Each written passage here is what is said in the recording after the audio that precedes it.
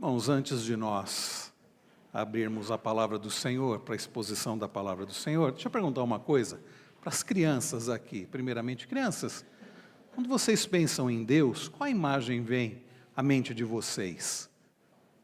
Quando pensar, quem é Deus? O que Deus é? O que vocês pensam? Será que na mente de vocês, nós cantamos ainda há pouco, né, que Deus é fiel, que Deus é bom, será que na mente de vocês vem a ideia de um tipo de Papai Noel, um velhinho bonzinho, que cuida de todo mundo e diz, tudo bem, pode fazer o que quiser? Ou será que, pelo contrário, Deus é aquela figura, né, de um velho assim, bravo, que está sempre brigando e castigando todo mundo? O que vem na mente de vocês quando vocês pensam em Deus? Ou não vem nada disso? Eu espero que não venha nada disso na mente de vocês. Sabe, queridos, nós, por vezes, temos uma ideia equivocada de quem Deus é. Muita gente pensa em Deus, de fato, como um bom velhinho. Então Deus deixa eu fazer o que eu quero, está tudo bem, posso viver de qualquer jeito. Errado. O fato de Deus ser bom, e Deus é bom, não significa que Deus é bonzinho. Quando nós pensamos sobre as perfeições de Deus, os atributos de Deus, isso foi uma das primeiras lições que eu aprendi quando eu fui estudar na teologia, as perfeições de Deus, os atributos de Deus. Um professor, ele disse assim, nunca pegue um dos atributos de Deus e coloque como maior do que os outros. Então, dizer Deus é amor, Deus é bom, então Deus deixa eu fazer o que eu quero. Porque, queridos, há outros atributos de Deus, como justiça, como santidade. E então, nós precisamos entender que quem Deus é. Quem Deus é. Pedro, vem aqui, filho, vem aqui para você nos ajudar a lembrar quem Deus é. Nós temos os nossos símbolos de fé, inclusive, Pedro ainda está recuperando do dedinho quebrado do pé. Nós temos os nossos símbolos de fé e os nossos catecismos que nos ajudam a entender quem Deus é. Por exemplo, o breve catecismo de Westminster, na pergunta de número 4, a pergunta de número 4 é o que Deus é. O que Deus é, Pedro? Fala. Deus é Espírito, infinito, eterno, imutável em seu ser, sabedoria, poder, santidade, justiça, bondade e verdade. Isso, fala de novo, Deus é Espírito, infinito, eterno, imutável em seu ser, sabedoria, poder, santidade, justiça, bondade e verdade. Isso, Pedro decorou isso. E agora, tem ali, né? Tem ali. Se quiser apagar para os irmãos poderem enxergar melhor. Agora então, eu quero convidar toda a igreja, né, para ler junto. Então a pergunta é, o que Deus é? Vamos dizer o que Deus é? Deus é Espírito infinito, eterno e imutável em seu ser, sabedoria, poder, santidade, justiça, bondade e verdade. Veja, eu precisei olhar lá na tela porque ainda não decorei igual o Pedro. Mas sabe por que o Pedro decorou? Por causa do cantando o catecismo. E é interessante, irmãos, é por isso que a gente precisa ensinar teologia verdadeira, teologia boa para as nossas crianças, através da música. Aliás, esse é um dos instrumentos da música, né? Nos ajudar a aprender boa teologia, e os nossos catecismos servem para isso, né? E para não mais esquecermos. E há uma música do Cantando o Catecismo que é dessa pergunta 4 do breve catecismo. E ontem nós demos uma ensaiadinha, né? E nós vamos cantar agora para os irmãos, para quem ainda não sabe, poder aprender. Eu sei que tem mais crianças que sabem, né? Eu sei que tem mais crianças que sabem. Então vou pedir ajuda.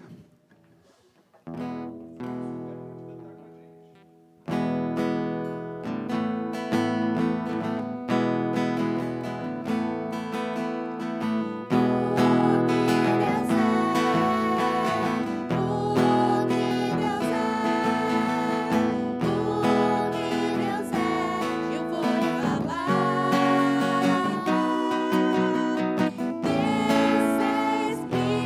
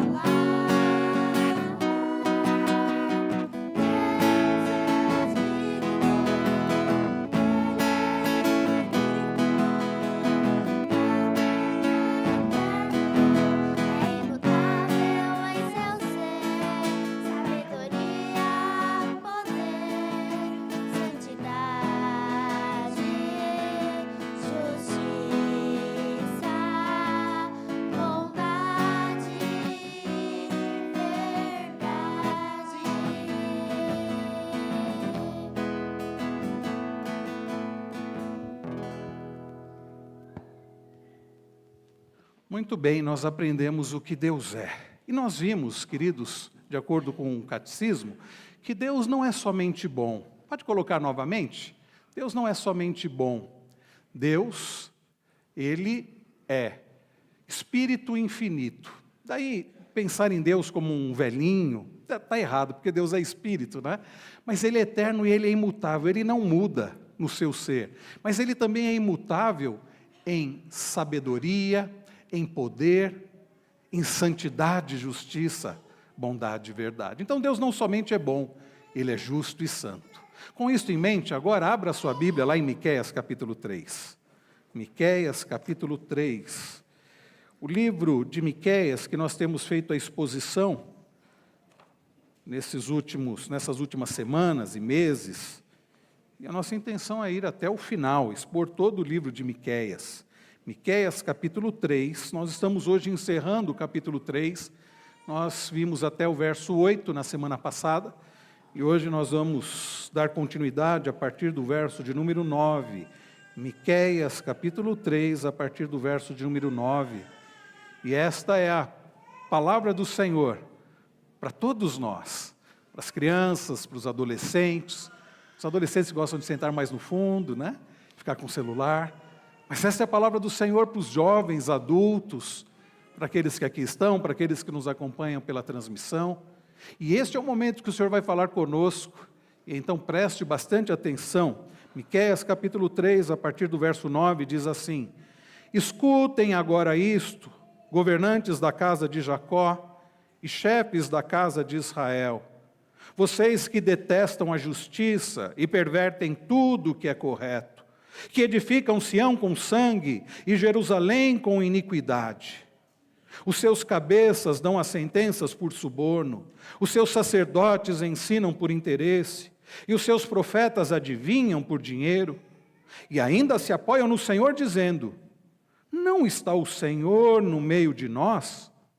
Nenhum mal nos sobrevirá. Portanto, por causa de vocês, Sião será lavrada como um campo, e Jerusalém se tornará um montão de ruínas, e o monte do templo numa colina coberta de mato. Até aqui a palavra do Senhor. Vamos orar mais uma vez. Pai Celestial, Deus santo, justo, bom, nosso Deus, nós agradecemos ao Senhor pela Tua palavra e agora pedimos, Senhor, abençoe a exposição da Tua palavra. Fale conosco, todos nós, as crianças, adolescentes, jovens, adultos, a todos nós. Fala ao nosso coração, nós pedimos estas bênçãos no nome de Jesus, aquele que pagou um preço tão alto, para que nós pudéssemos pertencer ao Senhor. É no nome dele que oramos gratos. Amém. Queridos, nós já aprendemos, através do nosso breve catecismo, o que Deus é. Então, nada daquela ideia de que Deus, aqueles estereótipos equivocados. Deus não somente é bom, Ele é santo e Ele é justo. Sabe, irmãos queridos, o povo de Deus, nos dias de Miqueias, estava vivendo de maneira contrária a como eles deveriam viver. Nós lemos ainda há pouco, lá em 1 Pedro lembrando do texto de Levítico 19, diz as palavras de Deus que dizem: sejam santos como eu sou santo. Mas o povo de Deus, nós não estamos falando dos babilônios, nós não estamos falando dos egípcios, nós não estamos falando dos medo-persas, nós não estamos falando dos assírios. O povo de Deus não estava vivendo em santidade. E sabe, quando isso acontece, não é incomum os representantes do povo de Deus também não viverem em santidade. A liderança do povo não vivia em santidade. E hoje, meus irmãos, nós vamos aprender que aqueles que fazem parte do povo de Deus não podem viver fora do padrão de Deus, não podem ser indiferentes em relação ao pecado, à corrupção no seu meio. Sabe por que o povo de Deus não pode viver indiferente ao pecado, à corrupção no seu meio? Porque Deus não se agrada disso, porque Deus não compactua com o pecado e porque Deus pune, traz consequências para o pecado. O resumo da mensagem desta manhã é este: o povo de Deus, daquele que é bom e que é santo e que é justo, não pode ser indiferente em relação ao pecado no seu meio, no seu coração, porque o Deus que é bom, Ele também é santo e Ele é justo, e Ele não se agrada do pecado, ele não compactua com a corrupção, e ele vai fazer consequências, o pecado vai trazer consequências para a vida daqueles que vivem na corrupção. Este é o resumo da mensagem de hoje. Nós veremos isso em 3 partes. A primeira parte, irmãos queridos, é que não podemos viver indiferentes ao pecado no nosso meio, porque Deus expõe, e Deus não somente expõe, mas Deus também condena o pecado, a corrupção no nosso meio. Olha comigo novamente o verso de número 9. Escutem agora isto, governantes da casa de Jacó e chefes da casa de Israel, vocês que detestam a justiça e pervertem tudo que é correto, que edificam Sião com sangue e Jerusalém com iniquidade, os seus cabeças dão as sentenças por suborno, os seus sacerdotes ensinam por interesse, e os seus profetas adivinham por dinheiro. Nós temos aqui, meus irmãos, Deus novamente expondo o pecado da liderança do seu próprio povo. Nós vimos na semana retrasada, ao olhar para os versos 1 a 4, que os líderes, Deus condenando os líderes que amavam o mal e detestavam o bem. E nós vimos que Deus não estava indiferente ao pecado da liderança.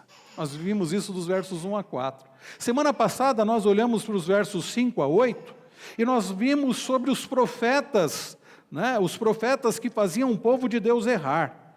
E nós vimos da mesma forma que Deus não estava indiferente ao erro dos profetas, ao pecado dos profetas que faziam o seu próprio povo errar.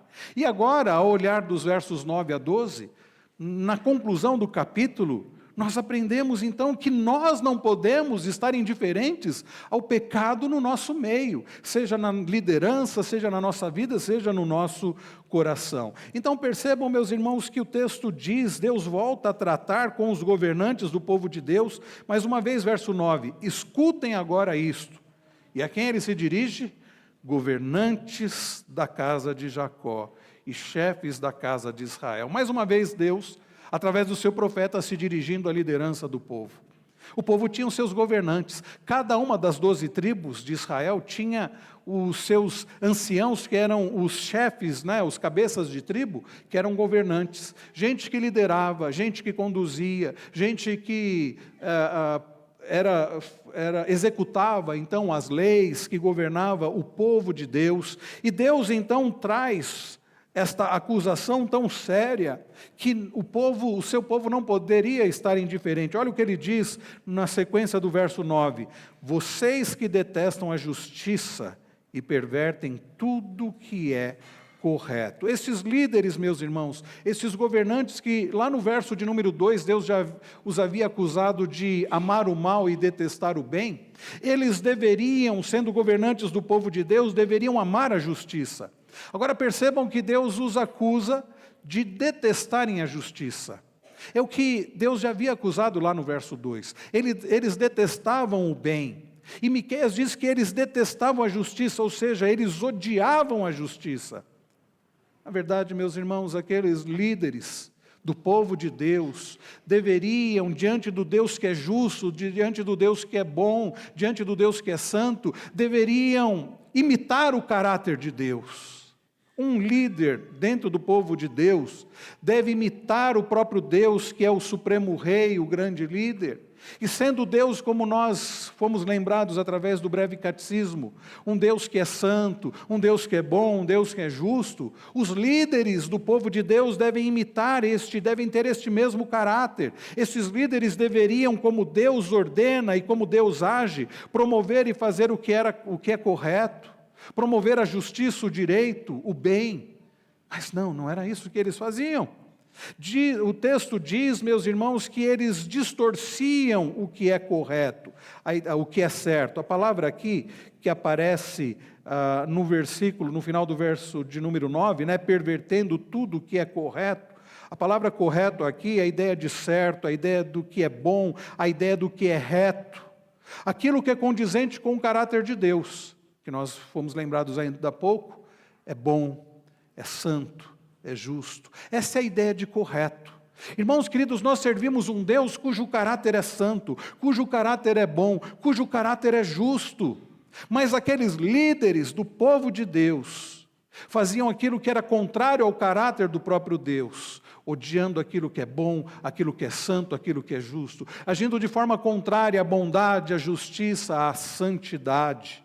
E percebam que diz que eles então pervertiam isso, e eles odiavam o bem e eles amavam o mal. Agora ele acrescenta que eles perverteram os passos até daqueles que viviam de forma correta. Irmãos, o povo de Deus deve imitar o caráter de Deus. Mais uma vez, o que é que Pedro nos lembra lá de Levítico 19, que nós lemos ainda há pouco em 1 Pedro 1? Sejam santos, porque eu sou santo. É verdade, irmãos, que nem todos os atributos que Deus tem, Ele comunicou a nós. Mas alguns atributos Ele comunicou, Ele passou para nós. E é por isso que nós, povo de Deus, devemos buscar, dia após dia, ter o caráter de Cristo, agindo e sendo justos, bons, santos. E é verdade também que os atributos que existem em Deus, que foram comunicados a nós, não existem em nós da forma como existem em Deus, isso é verdade. Mas isso não nos impede de buscarmos e exercermos e agirmos assim, e buscarmos cada dia mais ser parecidos com Cristo. Então, lá em Levítico 19, 2, ele diz assim: fale a toda a congregação dos filhos de Israel e digam-lhe, sejam santos, porque eu, o Senhor, o Deus de vocês, sou santo. Então nós temos um Deus que é santo, que é justo, que é bom. E o que Ele requer do seu povo? Que o seu povo seja santo, que o seu povo haja em justiça, que o seu povo haja com bondade. Nosso Deus é santo, é justo e ama a justiça, e o seu povo e os líderes devem também buscar a justiça, praticar a justiça, agir com bondade, agir com santidade. Deus é santo e ama o bem. Deus é santo e odeia o mal. E é isso que Ele requer de nós. E é isso que Ele requer da sua liderança. O povo de Deus, assim como os líderes, os governantes, os juízes de Israel, também deveriam amar a justiça, também deveriam odiar o mal. Mas aqui, irmãos, nós estamos vendo Deus novamente expondo o pecado da liderança do seu próprio povo. Aqueles líderes descritos aqui por Miqueias detestavam, não é que apenas que eles ignoravam. Vejam como uma coisa é séria. Eles detestavam e eles pervertiam a administração da justiça, eles torciam as leis a fim de alcançarem seus próprios objetivos. E nós sabemos que eram objetivos egoístas, inescrupulosos. Agora olhem comigo o verso de número 10. Diz assim: que edificam Sião com sangue e Jerusalém com iniquidade. Miqueias, nós vimos desde o primeiro sermão, lá na introdução, que Miqueias era de Moresete, era do interior, né? Talvez considerado como um caipira. Ele não era de Jerusalém, ele não era da capital. E Miqueias certamente deve ter ficado, né, admirado ao passar por Jerusalém, ao contemplar os belos edifícios de Jerusalém. Ele deve ter ficado admirado com tudo aquilo. Mas o que mais chocou o coração de Miqueias não foi a arquitetura, não foi a beleza da cidade construída, mas foi, irmãos, o fato de que na construção daquela cidade havia pecado envolvido. Certamente houve exploração de pessoas, houve sangue, porque quando ele coloca aqui no verso 10, ele cita aqui sangue, edificam Sião com sangue e Jerusalém com iniquidade. A ideia de Sião e Jerusalém são sinônimos, está se referindo à cidade santa. Ele está dizendo assim, foi edificada com sangue. Aqui os comentaristas dão duas possibilidades, eu creio que as duas estão corretas. Tanto sangue no sentido de julgamentos falsos, julgamentos que não eram julgamentos justos, fazendo pessoas serem condenadas de forma injusta, mas também a ideia da exploração. E eu fico pensando que não deve ter sido algo incomum, inclusive quando o Reino do Norte foi tomado pela Síria, muitos do Reino do Norte desceram para o Reino do Sul, para o qual aqui Miqueias está se dirigindo, cuja capital era Jerusalém, e quantos desses refugiados serviram como mão de obra, né, de exploração, para a construção, inclusive, de Jerusalém. Quanto, meus irmãos, deve ter acontecido de exploração ali, e pessoas que trabalharam até a morte para que aqueles edifícios, né, suntuosos pudessem ter sido construídos. E o que Miqueias está fazendo aqui, Deus, através do seu profeta, é condenando o pecado dos líderes que usaram inclusive de exploração para a construção de Jerusalém. E ele continua, verso de número 11, olha o que ele diz: os seus cabeças dão sentenças, as sentenças por suborno. Os seus cabeças dão as sentenças por suborno. Irmãos, porque quando a gente pensa no executivo, e se há corrupção no executivo, você pensa, bem, então é possível apelar para o judiciário. Mas e quando o executivo está corrompido e o judiciário também está corrompido? Ou seja, não há para quem você correr, não há justiça na liderança, porque não somente o executivo, o legislativo, mas o judiciário, os juízes também estavam corrompidos. Porque ele diz que davam sentenças por suborno. Ou seja, quem pagar aqui, quem pagar mais, vai ter as melhores sentenças. A semelhança, como nós vimos na semana passada, dos profetas que diziam palavras de paz para quem desse comida para eles. Gente que agia de acordo com o interesse próprio. Irmãos, era uma quadrilha aqui que está sendo desmascarada. E quando nós vemos isso, eram aqueles encarregados de fiscalizar as leis para que a justiça fosse feita, mas eles torciam a lei. O direito estava sendo torcido. E ele continua, e vejam a gravidade, porque ainda no verso 11 ele diz: os seus sacerdotes ensinam por interesse. Os sacerdotes deveriam ensinar por zelo e por amor a Deus e por amor ao povo que precisava da lei do Senhor. Mas o que eles estavam fazendo, eles estavam ensinando por dinheiro. E não que alguém que viva do ministério não deva ser sustentado, mas é algo muito diferente. Aliás, me incomoda quando alguém diz assim: ah, pastor, você ganha para ensinar, você ganha para pregar, você ganha para visitar. Não, eu não ganho para ensinar, eu não ganho para visitar, eu não ganho para nada disso. Eu faço o que eu faço porque isso faz parte do meu ministério. E se eu recebo alguma coisa é para o sustento. E se a igreja não pudesse pagar, eu faria como eu fiz durante muitos anos, trabalharia durante a semana, no emprego secular, como eu fiz muitos anos dando aula, né? E para poder trabalhar na igreja final de semana. Então, alguém que está no ministério, não está no ministério por dinheiro, ou não deve estar no ministério por dinheiro. E se ele recebe algo é para o sustento, ele não faz por dinheiro. Mais uma vez, eu não prego por dinheiro, eu não visito por dinheiro, eu faço isso porque faz parte do meu ministério. Mas os sacerdotes dos dias de Miqueias faziam o que faziam por dinheiro. Ou seja, se não tem dinheiro, eu não faço. Se não tem dinheiro, eu não faço. E ele continua, ainda no verso 11, os seus profetas adivinham por dinheiro. Os seus profetas adivinham por dinheiro. Isso nós vimos também na semana passada, e como Deus expõe, como Deus condena este tipo de prática. Então, queridos, percebam que nós não podemos estar indiferentes à corrupção no meio do povo de Deus, no nosso meio, porque Deus expõe essa corrupção. E por que Deus expõe essa corrupção? Os irmãos sabem, não sabem? Porque Deus não se agrada disso. O Deus que é santo, o Deus que é justo, o Deus que é bom, exige santidade, exige justiça, exige bondade do seu povo e da liderança do seu povo. E é por isso que ele está expondo o pecado dos líderes, o pecado dos governantes, o pecado dos juízes, o pecado dos sacerdotes, os pecados dos profetas. Porque Deus exige santidade, justiça e bondade do meio do seu povo, porque Ele é um Deus santo, Ele é um Deus bom e Ele é um Deus justo. E como nós, povo de Deus, vamos tolerar, irmãos, a injustiça, a maldade? Como nós vamos tolerar o pecado no nosso meio?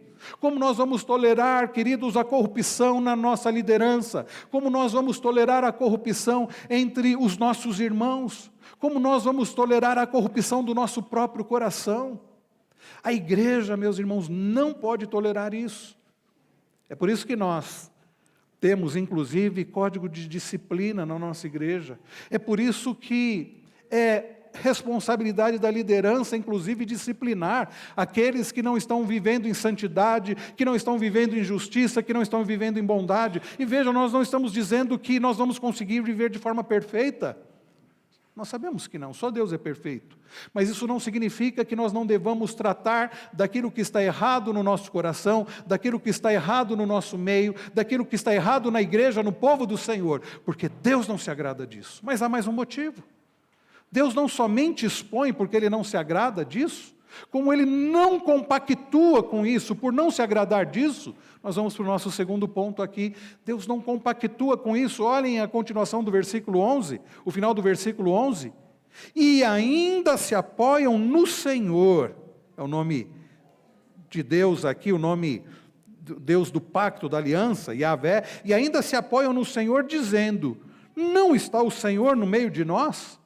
Aquela liderança corrupta estava vivendo em pecado, não praticava a justiça, a bondade, a santidade, pelo contrário, e diante do Deus que é santo, que é justo, que é bom, eles tinham a coragem de pensar assim: não está Deus no nosso meio? Foi o que eu disse no início, e é por isso que eu fiz questão de ler aqui a pergunta 4 do breve catecismo, porque tem gente que acha, porque Deus é bom, e nós cantamos um cântico muito bonito ainda há pouco, e eu penso que uma parte do cântico foi pensada no Salmo 23, porque Davi, ao terminar o Salmo 23, diz: bondade e misericórdia me seguirão todos os dias da minha vida, e habitarei na casa do Senhor para todo sempre.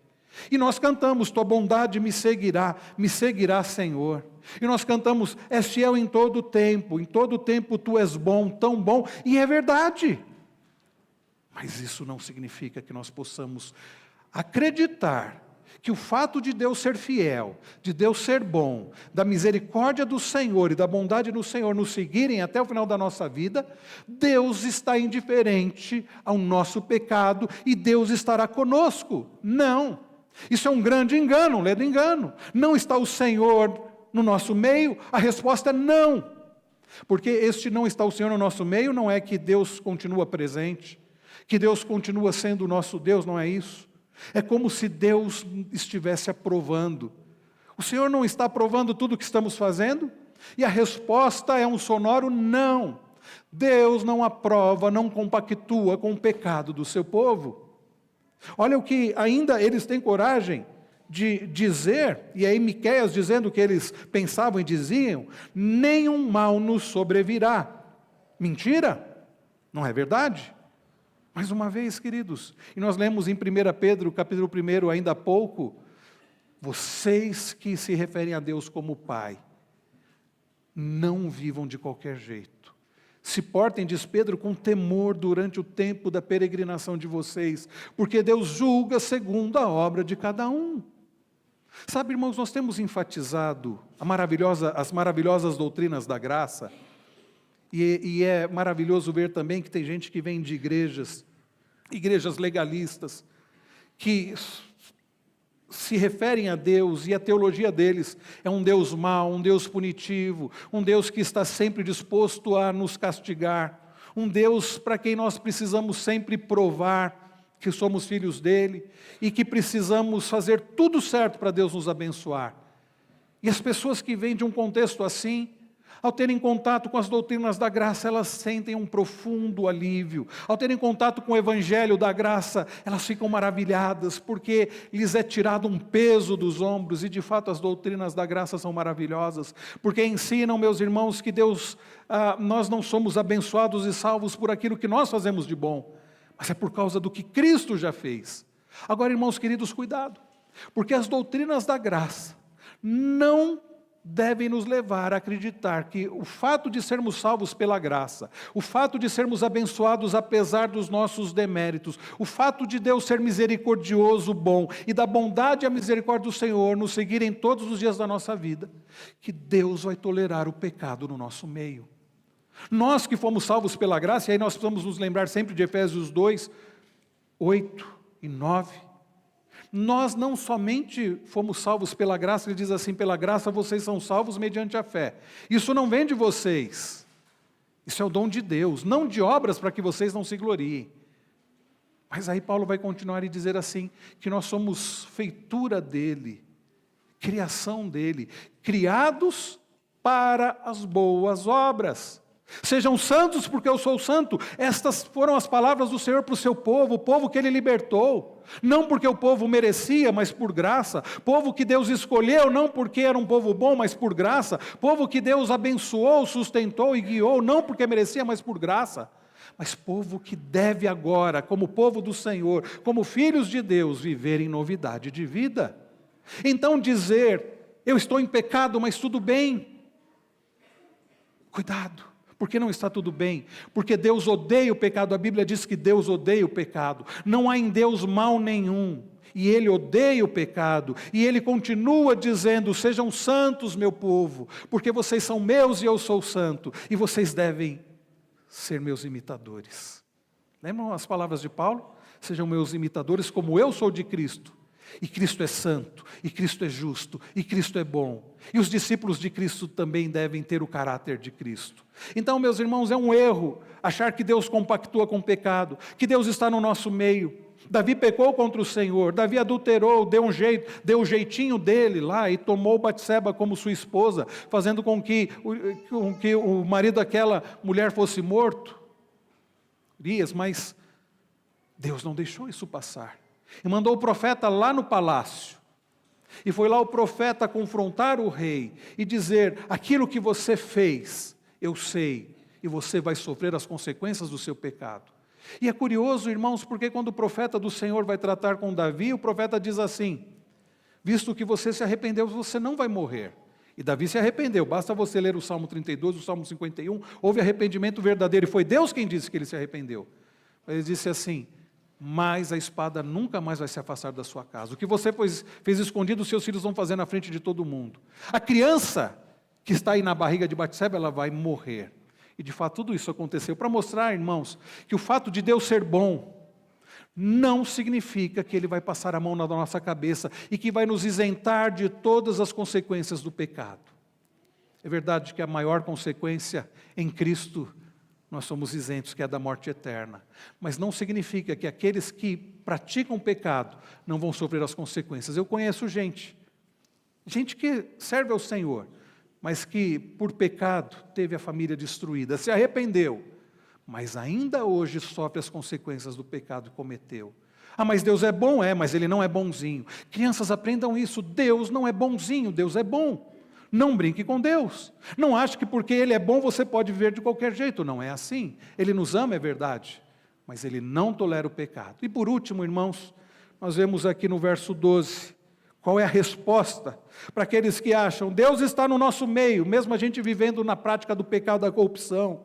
Nenhum mal nos sobrevirá. Olha a resposta. Portanto, por causa de vocês, Sião será lavrada como um campo, e Jerusalém se tornará um montão de ruínas, e o monte do templo numa colina coberta de mato. Portanto, diz o Senhor através do seu profeta, por causa da corrupção no meio do meu povo, por causa da corrupção da liderança, e não se enganem, havia corrupção no meio do povo, para haver corrupção na liderança, havia corrupção no meio do povo. Jerusalém será destruída. E sabe, irmãos, ainda que Deus tenha pouco antes livrado Jerusalém da queda, porque quando os assírios vieram e tomaram o reino do norte, Deus livrou Ezequias e Judá de Senaqueribe, o rei da Síria, alguns anos depois, isso foi em 722 a.C., mas em 586, quando veio a Babilônia, Deus usou como seu instrumento. Se você abrir lá em Daniel 1, você vai ler o seguinte, Deus entregou nas mãos de Nabucodonosor Jerusalém, o rei e a cidade. É Deus executando a sua justiça no meio do seu povo. É Deus executando a disciplina. Não para a perdição do seu povo, mas para a disciplina do seu povo. Tanto é que o povo foi para o cativeiro, Jerusalém foi destruído, o templo foi destruído. E o remanescente fiel foi não somente preservado, foi abençoado, foi restaurado, foi corrigido. Então, queridos do povo de Deus, não sejamos indiferentes à corrupção no nosso meio, à corrupção no nosso coração, porque Deus expõe essa corrupção mostrando que Ele não se agrada, porque Deus não compactua com o pecado, Ele não está no meio do pecado, Ele não está nas nossas obras de pecado, Ele não aprova, Ele condena, Ele não abençoa o pecado. E tem gente, e isso tem sido cada vez mais comum, o sujeito diz assim, Deus está interessado na minha felicidade. Então, se eu não sou feliz no meu casamento, eu vou buscar minha felicidade. E aí divorcia e vai buscar felicidade. Acha que Deus vai abençoar o pecado? Não vai abençoar. Case quantas vezes você quiser, você não terá a bênção de Deus sobre o seu pecado. É verdade que Deus age com graça, com misericórdia, é verdade. Mas não pense que Deus abençoa o pecado, a vida na prática do pecado. E como nós acabamos de ler aqui, vem a consequência. Jerusalém foi destruída, o templo foi destruído. Isso é uma coisa tão séria, não é, irmãos queridos? Jerusalém destruída, o templo foi destruído. E ao final dessa mensagem, qual é a conclusão? Nós vamos continuar indiferentes ao pecado, seja no nosso meio, seja na igreja, porque o pecado traz consequências para todo o povo. Os irmãos se lembram do pecado de Acã? O pecado foi de Acã, mas todo o povo sofreu uma derrota vergonhosa. E Deus destruiu Acã, sua família e todos os seus bens para mostrar como o pecado é coisa séria e como o pecado faz mal. O pecado de um membro da família atinge toda a família. O pecado de um membro da igreja atinge a toda a igreja. Por isso não podemos ser indiferentes ao pecado no nosso meio, ao pecado no nosso coração, porque o pecado traz consequências. Aí você olha para o verso 12 e pensa assim, a destruição de Jerusalém. Jerusalém já foi destruída. O templo foi destruído. E é curioso porque depois, na época de Herodes, cerca de 16 anos antes da vinda de Jesus, do nascimento de Jesus, o templo foi reconstruído. Antes, através de Zorobabel, lá naquela época de Esdras, Neemias, e depois, na época de Herodes Grande. E Jesus, então, ele pôde ver o templo e falar do templo. E você diz assim, mas o templo já foi destruído. Mas, irmãos, as consequências, o nosso pecado vai trazer consequências. Mas eu quero lembrar vocês das palavras que nós lemos ainda há pouco de Pedro. Ele diz assim, se vocês invocam como Pai aquele que sem parcialidade julga segundo as obras de cada um, vivam em temor durante o tempo da peregrinação de vocês. Porque, mais uma vez, Deus não vai passar a mão na sua cabeça. Sejam santos porque eu sou santo. Mas eu quero terminar dizendo que o templo já foi destruído. E lá em João 2, quando Jesus fala do templo, ele diz assim, e destruiu o templo em 3 dias, eu o reconstruirei. E eles ouvem aquela expressão de Jesus, achando que Jesus estivesse falando literalmente do templo. Mas Jesus não estava falando do templo. Jesus estava falando de si mesmo. Jesus estava falando do seu corpo. Vocês vão destruir meu corpo, mas eu vou ressuscitar. Irmãos queridos, sabe o que é mais sério que você deve levar em consideração? Mais até do fato de que o seu pecado vai trazer consequências para você e para aqueles que estão ao seu redor. É o fato do que Pedro nos lembrou ainda há pouco no texto que nós lemos. Sabendo que não foi mediante coisas perecíveis como prata ou ouro que vocês foram resgatados da vida inútil que seus pais lhe legaram, mas pelo precioso sangue de Cristo, como de um cordeiro, sem defeito e sem mácula. No verso 12 nós lemos que Jerusalém seria destruído e foi destruído. Mas nós nos lembramos que o nosso Senhor Jesus, Ele teve o seu corpo ferido ali na cruz, por causa dos nossos pecados. Então, nós não podemos viver indiferentes em relação à corrupção na nossa vida, porque Cristo já pagou por isso. E como nós poderíamos viver indiferentes?